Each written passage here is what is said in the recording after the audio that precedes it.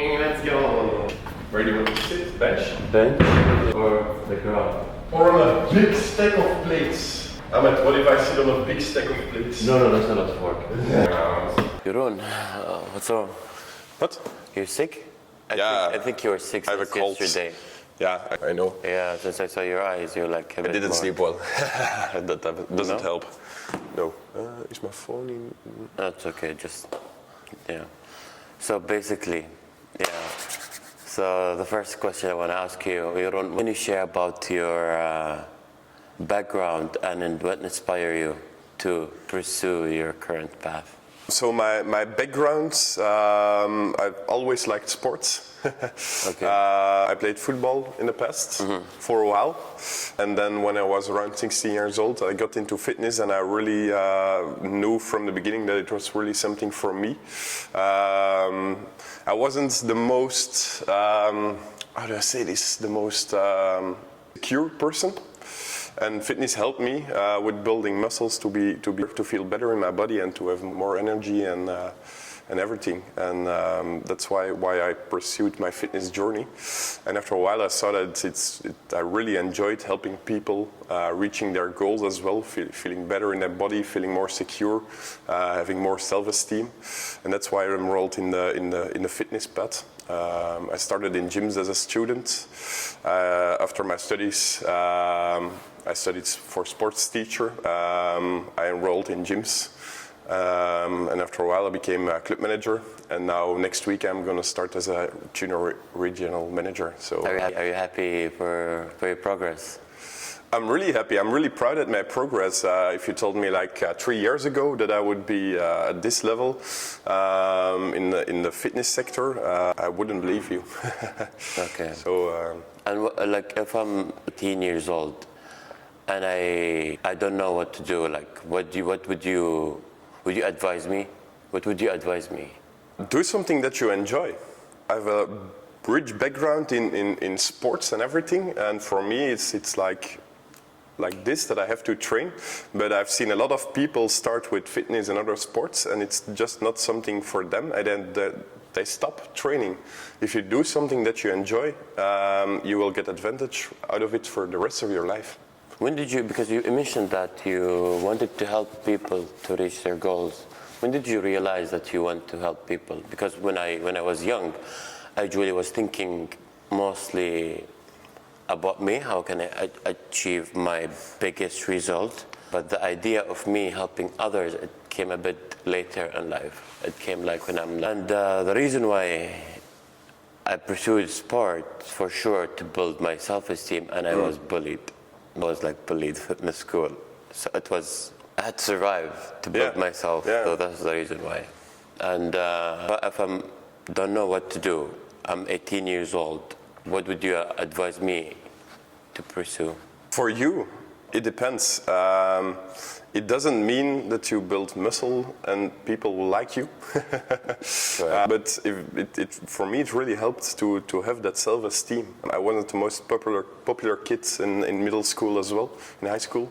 But I started training, I started feeling better and have more self-esteem. And once I did my studies at UCLL, I connected easier with people, and it was a good fresh start for me. So my advice for the 18-year-old Ahmed is, if training gives you self-esteem, do that, enjoy it, and be proud of what you have and who you are.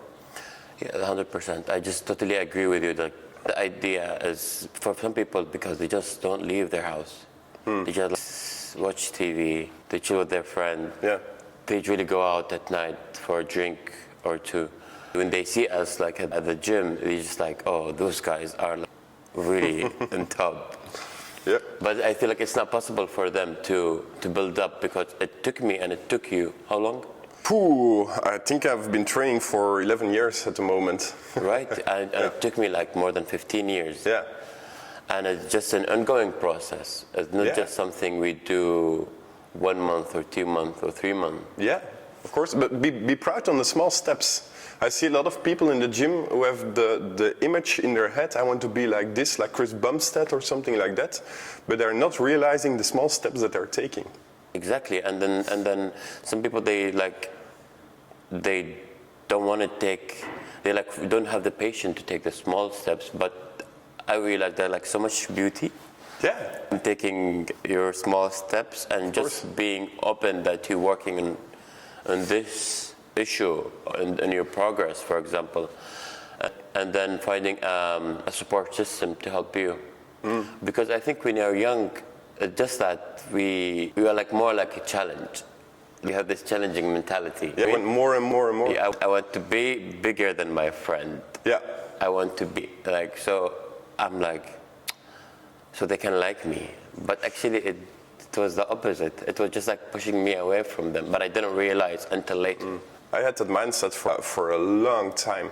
I wanted to be bigger, stronger than everyone I've met. I was encouraging other friends of mine, of course, to be stronger as well. But I was really competitive, maybe something I got from football. I wanted to be the best. I wanted to be one of the best power lifters. And a big change for me was having my daughter. You see that there's other priorities in life. Being healthy is really important. That's one of the most important things in life. But at a certain point, when you spend like 15 hours a week in a gym and you work and you do other stuff, you have to find a balance for the important things. And for me, that's my family and my daughter. And the competitive parts dropped down a little bit. And now I'm enjoying my training even more. That's interesting because there's a study that when the man became a father, it totally changed his perspective on seeing the world. Yeah. They see the world not in a challenging, me, I work for myself, I have to build my body, I have to take care of myself only. No, you see it as you see it like, I'm trying to explain it correctly. You see it like, we are here to work to build this world together because we just want to leave this place for the next generation, for our kid, for the future. Yeah, of course. To have a better place. But for some people, they just don't think this way. When you don't have kids, you want the best for yourself, and you're really reaching your other goals, your own goals. But when you have a kid, you're more thinking, okay, what's best for my daughter? Interesting. There's a link in our biology. When we become fathers, our testosterone levels goes down, so you become more family oriented. Yeah. What's the most challenging moment in your life, and how did you overcome it? I think I'm on a personal level, the most challenging part of my life is again having my daughter. You want to be a good as father as possible. You want to be there for her. You have to work full time. You have to train a little bit as well to be healthy. But the challenging part is combining everything and finding a balance in your personal life and in your working life. That's a still ongoing challenge. And I think one of the most challenging parts in my life is coming up at the moment with a new job. I'm starting as a junior regional manager. Jim's acquired 40 clubs of energy. And in the region of Limburg, with one of my colleagues of energy, we're going to make a good combination of both energy and gyms in it. But yeah, that will be a challenge for the gyms clubs and for the energy clubs as well. And how do you think you're gonna manage this challenging part of your life? Step by step. Keep a good balance between being at home and working. When I'm not, that's something for me to make the mental click. When I'm at home with my wife, with my daughter, with friends, with family, I have to put work aside, so I can really fully focus on them. And when I'm working, family is still important, but when I work, I really focus on work, and I have to separate both of the job and the personal life. Do you believe in work-life balance? I really believe in that. Yeah, that's really important for me. No, for me, I see it as a period. I mean, if I have a kids, yes, I would totally want to spend that time with my kids because we cannot bring them. And when you see kids growing every day so fast, and I'm like, I don't have kids right now, but I see my nephew and my nieces and my best friend's kids. They're like growing so fast, and you just cannot see them. They're not like last week. They're totally different. Yeah, It's such a cliche. They grow before your eyes, and everyone says it. Enjoy the moment while it lasts, because before you know it's over. When you have kids, a lot of cliches will come true, and that's one of the things I really try to do, to really enjoy being with my daughter. And sometimes it works really well, but sometimes it doesn't. When I'm tired from work and she asks for a lot of energy, she's turning 2 this week. She's a toddler with a lot of energy, and she's getting a little bit stubborn. But I try to enjoy as much as possible. For those who are hesitating to become fathers, what do you advise them? To think about it before you do it. You have to fully invest in a kid when you have a kid. It's like a second job. I work a full-time job, and when I'm done with my full-time job, I still have to put a lot of energy in my kid. Feed her, play with her, give her a lot of attention. I have to help her opvoeding. I don't know the word in English. Feed her. Opvoeding, parent her. Yeah. I have to parent her. It's something. If you do it, you have to be fully in it. But once you have a kid, you don't want anything without her anymore. And how did you feel to become a father? How did it feel like to become a father? Really proud. I was really proud about my daughter, about my wife, about my family, and I'm still, when I think about it, I'm really proud of having a fantastic daughter, a fantastic wife. And when I have a hard day up to work, it's the first thing I think about. Okay, I'm going home, I'm going to my daughter, and that will give me back my energy. It's nice. I'm happy to hear that. So, how do you define success, and has that definition changed over time? Yeah, it certainly changed. It's something we already talked about. Success for me in the past was being as strong as possible. But right now, success means something really different for me. Moment, in my eyes, I've reached big success. I'm 28 years old. I have a daughter, I have a wife, I have a good home to live in. I have a job that I like and love doing. I have friends who I love. And for me, that's success. It's not like having the biggest muscles, being the strongest, having a lot of money. Success finds in the small things in life. Because I as a mental coach, I struggle a lot with the young people who think that success are defined by having a nice car, going to crazy trips, having a big house, spending so much money on superficial, materialistic things. Yeah. And of course, they compare themselves to those who are on social media. And it depends on the environment where you live in. But we live in like an environment where everyone is connected through social media. For example, yes, success for me, it's working with the people that I really like. Yeah, it's like enjoying what I do, and being happy to do my task every day in a good mood, and actually to be able to help others. Yeah, of course. Success is different for everyone, and it's not a big car; it's the small things. Are there any specific habits or routine that played a key role in your journey? Consistency. That's the biggest thing. Word. Yeah, consistency. That's something that I advise to everyone here. We help a lot of people here with the startup of their fitness journey. And what we see often is people come to us, I want to train 6 or 7 times a week. I want to train 2 hours every day. I want to grow as fast as possible. And the first thing that I tell them is, slow down. Make sure you can keep having this style of living for a long time. I'd rather have you train only 3 times a week for 1 hour and train for years than you train for 6 or 7 days a week, and after 2 or 3 weeks you see, no, it's too much, and you fall out and you stop. It's on the small things. For now, I've been training for a while on only 2, maximum 3 times a week, and it works. I'm still staying fit. How do you keep consistency and discipline? Do something you love. Make sure your workouts keeps being challenging.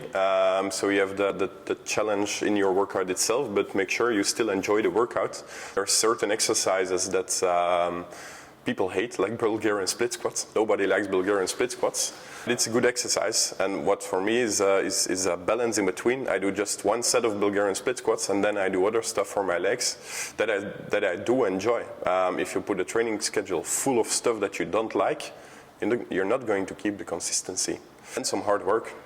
You have to do it. I find that having a coach, I'm a coach and I have a coach. Yeah. It really helps me to keep going, actually. Yeah, of course. To do it anyway, because I know that I have to be disciplined. I have to be. Yeah. Otherwise, I will kind of lose respect for myself that I didn't do it sometime. I will be like, I will try to avoid that things that makes me go down, feeling down, so I stay in a good rhythm in my whole week, for example. And how did you keep up with consistency? How do you mean keep up with consistency? Like stay consistent. Stay consistent. Yeah, I just love training. What drives you to stay? For some people, they just like motivation. Okay, let's register to the gym, and then you just don't see them. Yeah, what drives me is I know how important it is to have a fit body, and for me a fit body means, again, to link it with my daughter. You see, it's really important for me that I can play with my daughter, have energy for her, and not be the father who's not looking at his daughter and watching television all day. That's one thing that drives me at the moment. And two, I'm someone who always likes to keep going forward, and I keep having the little challenges in my training, so I have the feeling of going forward, and that's something that helps me feel good as well. Just one repetition more on a certain exercise is still progress for me. That's also a question. How do you deal with setbacks? You have a setback, you cannot really get injured, for example. If you're not in the mood to do what you're doing, how do you deal with the setback? First of all, I analyze the setback. Like mental and physical setback. If it's a mental setback and it's just I'm not feeling it today, for me it's like a sign. Okay, I have to push myself, have the good mentality to do my training, and afterwards I know I will feel better, and I do feel better. If it's a mental setback that I'm too tired to train, I've had some bad nights last weeks, then sometimes I skip a workout because I know it's for the better. The day afterwards I feel better because I have more energy, and on the long term you will benefit from that. When you train, when you're really physically and mentally drained, I see it as a step backwards. Your injury risk is much higher, you won't recover as well, you don't have energy out of a training, and that's three factors that are really important for recovery and getting stronger. And if I have an injury, first I try to work around it, but if I can't work around it, it's well, most of the times you can work around it, of course, but then I take a step back. And again, one step back so you can take 3 steps forwards in the long run. Because some people, like when they wake up and they're not really in the mood to train or in the good mindset to train, they will take that mindset, this is my mindset for the rest of the day. Yeah. But actually our mood change. Of course. As soon as we just keep moving. So how I deal with it, I take a cold shower in the morning if I'm not in the mood. Okay. I take a cold shower in the morning. I do my breath work, and I know that my mood will change because we all wake up not in a good mood. I didn't know because I realized that our body produces cortisol to wake us up, so we can wake up a bit more nervous, or we want to go back to sleep because actually our biology is just we want to go to survive. Yeah. We seek for food back in nature. But these days, I didn't know how I felt when I was a teenager. I thought I was having panic attack when I wake up. So I didn't know how. I mean, different people have on a different level.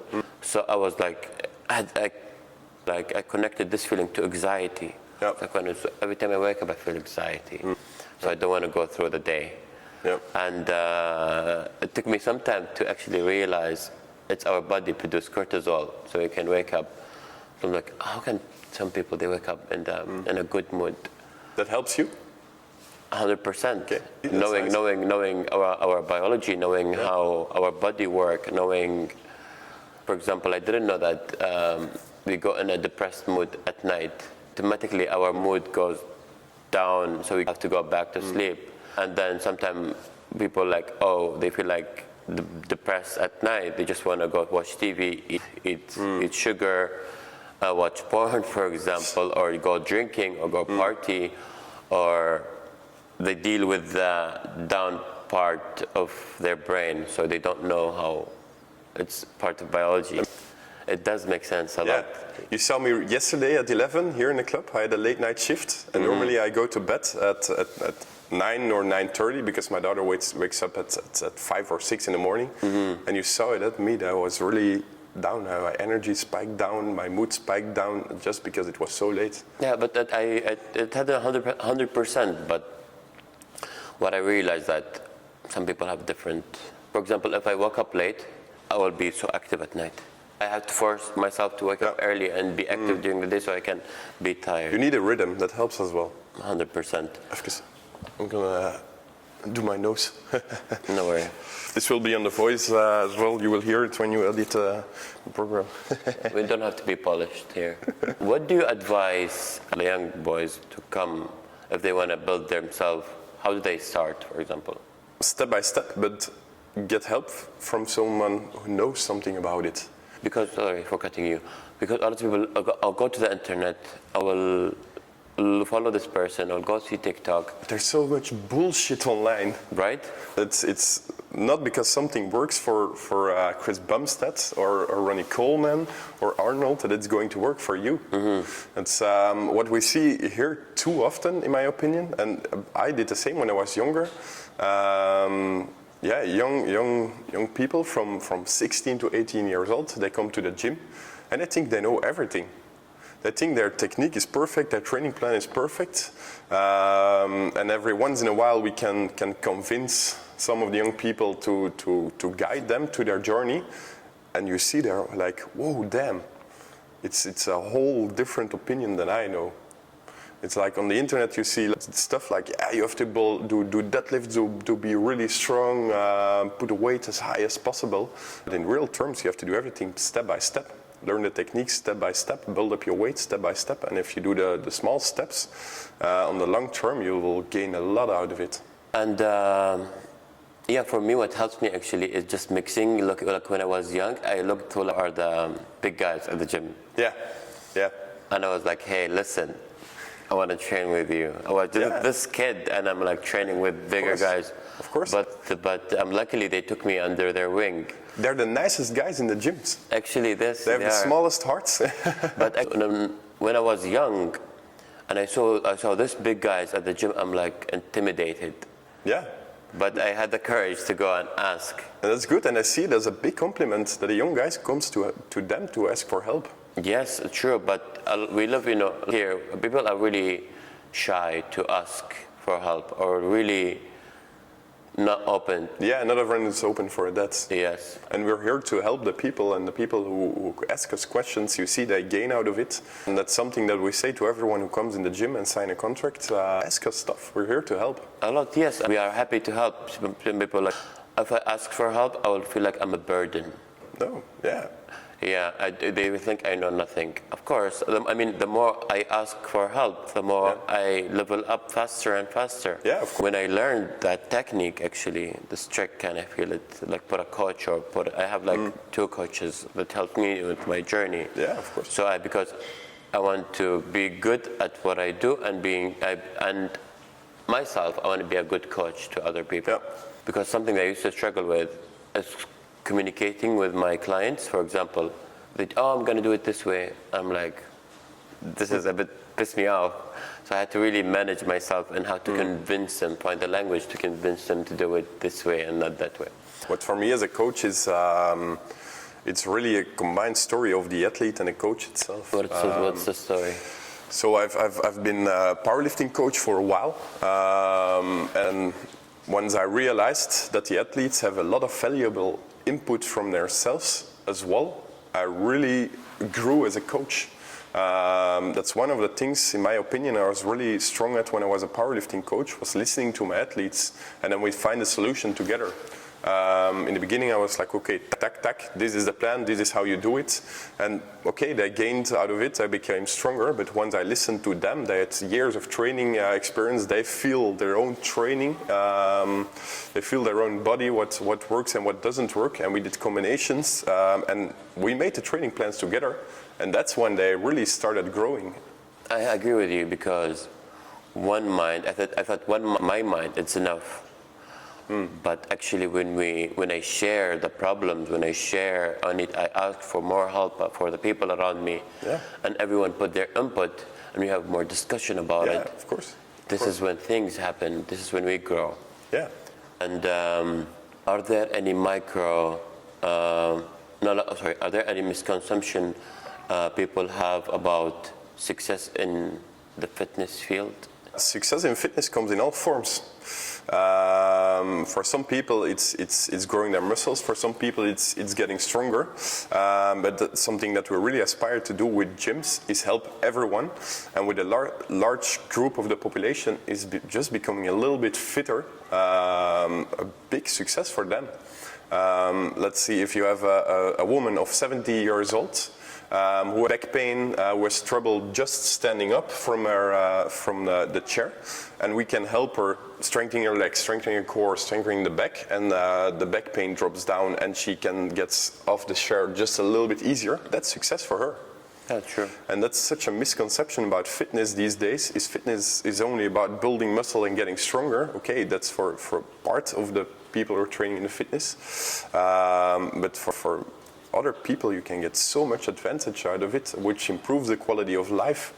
Lowering back pain, knee pain, just getting a little bit stronger, having more energy to play with your kids or grandchildren, strengthening the legs so you can go shopping with your friends for a day without feeling pain in the legs, stuff like that.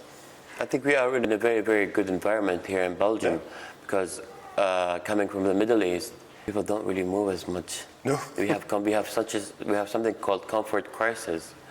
Like people get some vascular disease because of not moving a lot, and it's in the rise. Yep. And like young people, like 7 years old, 8 years old, they're getting overweight, diabetes. It's kind of freaky because of the rise of technology and people spending time on a screen. Yeah, not moving. For me, I believe that humans are created to move. Yeah, of course. You have to keep the engine running. Yes, and then to keep people play online video games. I mean, yes, because it gives you so much dopamine. Yeah. But playing sports in real life is just a game changer for me. I love to play sport in real life. It's like this is how I enjoy my time. And you benefit on the long term. Like playing a video game is the moment that you're playing, you're happy, but afterwards you stop and you feel the dopamine drop for a while, and you need a dopamine rush of gaming again. I game myself from time to time, but you have to do sports to feel better in the long term. And how do you advise those who are insecure, staying at home, they want to come to the gym and they just overthink it too much? We're like, oh, people will look at me wrong, I feel overweight for coming here. Yeah. How do you advise them? Yeah, get help. We help them. We have it's in our formulas of the subscriptions. But we really like to help the people to start their fitness journey. First, you know what to do in the gym. There's nothing worse than coming in a gym and looking around and thinking, shit, what do I have to do here? Then they just stand on a treadmill for 10 minutes and they're going home. But we help them with a training plan. We help them with their technique, and only that will make them more secure in the fitness. And then step by step, we start with the basic machines upstairs here. Step by step, we guide them to the dumbbells, barbells, exercises like that. Downstairs with more strength training mindset people. That's something that helps. First, plus something that people forget, and something we really aspire to have in gyms is a connection with the members. Do you have the connection with the members? We greet everyone that comes in. Everyone that's open for it, of course. Some people have their headphones and they're just running through. I think we should read them by names. Yeah, we really try to. But when you help someone with the start of their fitness journey and have their training plan, you really build a connection with the people as well. You do an intake with them of half an hour. You get to learn the person. Then we do the training plan with them. We explain all the exercises. In between, we do some small talk. We know your name. Yeah, we have a lot of members. We don't know the names of everyone. What I meant by, like when people come and go, something that I had, and I saw my friend, he has a restaurant. They do that. When someone comes, they say, oh, hey, Jeroen, bye, Jeroen, as soon as you enter. Because when you scan, your name shows up to the front desk, and they welcome you with your name.